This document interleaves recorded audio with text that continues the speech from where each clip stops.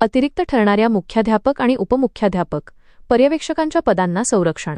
शासनाचा मोठा निर्णय. मुंबई. विशेष प्रतिनिधी. बालकांचा मोफत व सक्तीच्या शिक्षणाचा अधिकार.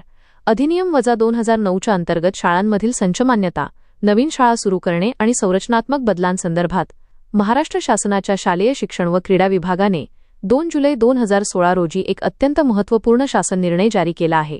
या निर्णयानुसार शाळांमधील संच मान्यतेच्या सुधारित निकषांमुळे अतिरिक्त ठरणाऱ्या मुख्याध्यापक तसेच उपमुख्याध्यापक आणि पर्यवेक्षकांच्या पदांना मोठा दिलासा देत संरक्षण देण्याचे स्पष्ट निर्देश देण्यात आले आहेत.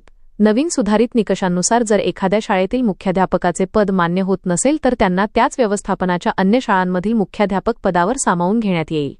समायोजनानंतरही जर पद अतिरिक्त ठरत असेल तर अशा मुख्याध्यापकांना ते सेवानिवृत्त होईपर्यंत किंवा पटसंख्येत वाढ होईपर्यंत कार्यरत ठिकाणीच कायम ठेवण्यात येईल. मात्र त्यानंतर सेवानिवृत्ती किंवा अन्य कारणांनी पद रिक्त झाल्यास ते व्यपगत रद्द होईल.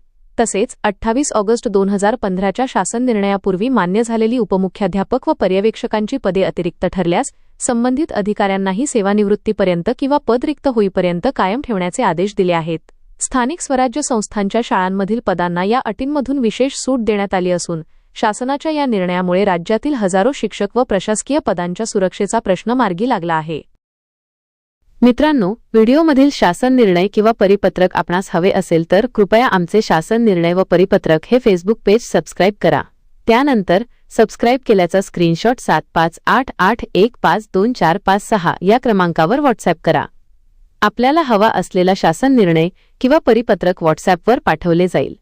लक्षात ठेवा, शासन निर्णय व परिपत्रक मिळवण्यासाठी फेसबुक पेज सबस्क्राईब करणे आवश्यक आहे.